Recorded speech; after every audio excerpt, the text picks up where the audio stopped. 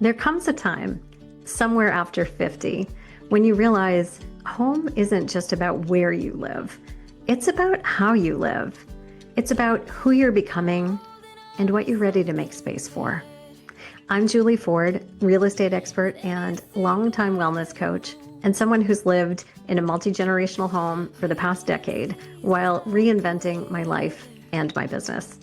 And this is Home After 50, a podcast about what it really means to find, shape, and come home to a new season, to a new home, to a new version of yourself.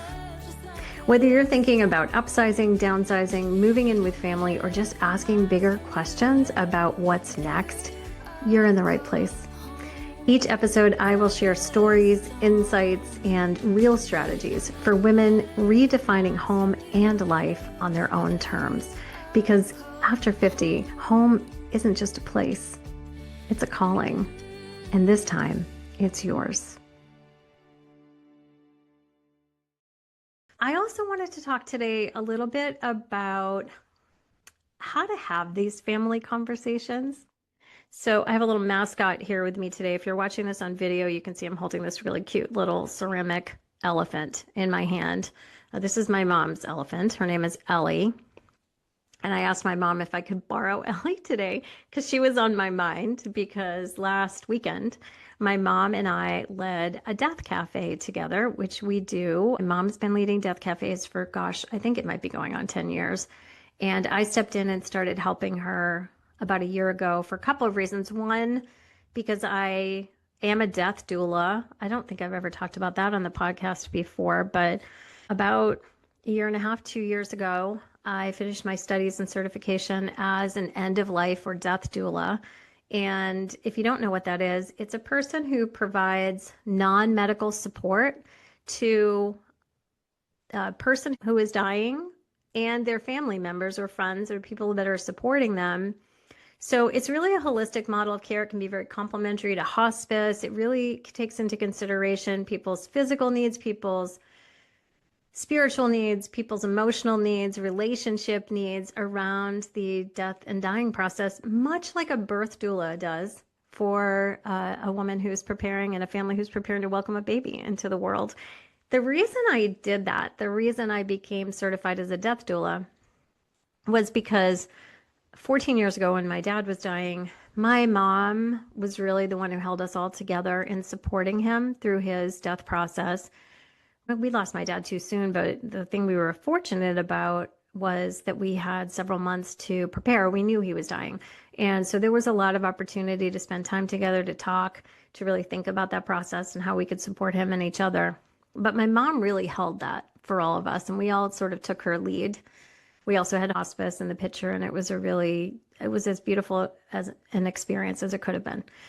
And about a year or two ago, a couple of years ago, when my mom was really not well, I realized I didn't feel as prepared as I wanted to be for her end of life, which is inevitably coming. And hopefully she'll go first and I'll be here for that. She and I are on the same page about that. And so I decided I wanted to educate myself on how to be a better support to both her and anyone in my life who is preparing to die, because we're all going to die. A lot of people don't like to talk about death and dying. But back to the death cafe. Death cafes are a volunteer facilitated gathering of people who come together, usually have coffee and tea and cake and cookies. And it's an open space to talk about any topics related to death and dying. It is not a grief support group. It's different than that. But my mom has been interested in the topic of death and dying for a really long time, really since she was a child. She lost some people close to her early in her life. And she's been a model for me in how to be able to openly talk about death and dying. So back to Ellie. When we host a death cafe, and we sometimes have anywhere from like 10 to 20, sometimes even 25 people. I think this weekend we had, including the facilitators, maybe 15 of us. And when people speak at the Death Cafe, we pass around Ellie, much like some cultures might use a talking stick. So when the person who's speaking is holding Ellie, It is a signal to everyone else that it's their turn to listen to the person who's speaking. And we don't interrupt and we don't inflict our opinions on things unless we're asked for them. But the reason we use Ellie as our talking stick is because no, there's two reasons. One, my mom loves elephants. They are a fascinating, fascinating animal. And they are also an animal who mourns their dead. So there is a connection there between death and dying and elephants. But also because for many people, talking about death is the elephant in the room. So it's a little bit of a tongue in cheek with the elephant in the room being our talking stick to talk about death and dying. But the reason I brought her here on the podcast today, and I know if you're listening, you can't see me, but I'm holding this adorable ceramic elephant, is because if you're thinking of having family conversations around multi-generational living, especially if some of the topics might feel a little bit difficult, a little sticky, sometimes when we talk about privacy, expectations, boundaries, money, especially with families where there's so much history and so many dynamics at play, it can feel challenging. It can feel a little sticky. So I'm suggesting that you may want to consider having a mascot like Ellie, something that you can bring into your family conversations to help all of you feel more supported in having really respectful conversations where everyone gets a chance to voice their thoughts, their concerns, their hopes and expectations, knowing that everyone else is really going to listen. So if it helps you to have an Ellie or talking stick or something just to signal that the person speaking is really going to be listened to and not interrupted, I recommend it. We love Ellie. I'll just touch a little bit more on the types of conversations and sticky places that we might want to have some helpful language for helping us approach these conversations. So the tool that I'm developing is a family conversations toolkit, and I'll just share with you a couple of the suggested ways that I'm sharing in this toolkit to touch upon what might feel like sticky topics. So I'll just give you like one or two for each of the areas, and I hope they're helpful to you. So around money and contributions, money can really be difficult to start talking about. So here's an opening. I'd love to suggest that we create a family account for shared expenses. Another way you might like to approach a conversation like this is instead of just splitting bills, maybe we could trade financial for in-kind contributions. That might be helpful for families who maybe one part of the family has more money, but the other part of the family has more energy or physical ability to contribute. Here's a couple around the topic of privacy and boundaries. I want this to feel like you're home too. This maybe is especially applicable if one family member or generation is moving into a space where the other family member or generation already lives. I want this to feel like you're home too. Which spaces should be completely private? I kind of love that one.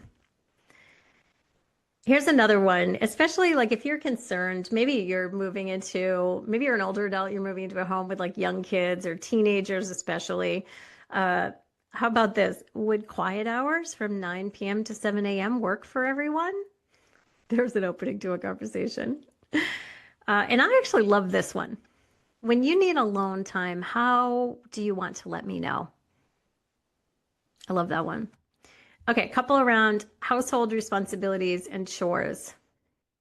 Which chores bother you the most if they're undone? Let's start there. And let's see, what other one do I want to share with you around household responsibilities and chores? How about, would a chore swap make things easier if we dislike certain tasks? You know how some people just hate doing the dishes or some people just hate folding the laundry? This is a great opportunity to kind of like dig into the things that you do and don't mind doing and see if you can come up with some shared agreements. Okay, around caregiving. This is a good one, especially if you have aging parents. I'd like to plan for future care before it becomes urgent. Now, that also could be from the adult who is closer to, an age at which they think they may need care. I think that's a great way to bring it up. I'd like to plan for future care before it becomes urgent. Or here's another great one. What would give you peace of mind if health changes arise? Don't you just love that? Asking someone to share with you what would give them peace of mind if health changes arise. You could also apply that to financial conversations too. What would give you peace of mind if financial situations change? And then, okay, I'll just leave one or two more here with conflict and emotional hotspots. Let's see. I love you, and that matters more than being right. That's a hard one sometimes when you're in the heat of the moment with a difficult challenge or argument. But what if you could say, I love you, and that matters more than being right? I think I'm going to leave us with that thought. I love you, and that matters more than being right. Thank you so much for joining me this week on Home After 50. I hope that you're on my email list. You can certainly go to my website, juliford.com/multigen, and grab my multi-generational living guide, or just go to juliford.com and you can get on my email list there. And I will let you know when these tools become available. And if in the meanwhile you would like to send me any of your thoughts on these kinds of conversations and planning topics, I would love to hear from you. Every time I have a conversation with someone who is interested in living or exploring multi-generational living, I learn more and more, and that helps me bring better tools to my clients and to you, and we can all learn and grow together. So please feel free to email me at julie@juliford.com. Just remember there's no E on Julie. See you next time. Thanks so much for listening to Home After 50. If this episode resonated, I'd love it if you'd come hang out with me on Instagram. I am at It's Juli Ford, ITSJULIFORD. Just remember, no E on Julie. That's where I share ideas and behind the scenes about multi-generational living, real estate, business, and creating a next chapter that you love. And if you're curious about whether multi-generational living might be right for you, you can grab my free guide. It's in the link right in my Instagram bio. It's a simple way to get started imagining what's next. Because after 50, home isn't just a place, it's who we're becoming. See you next time.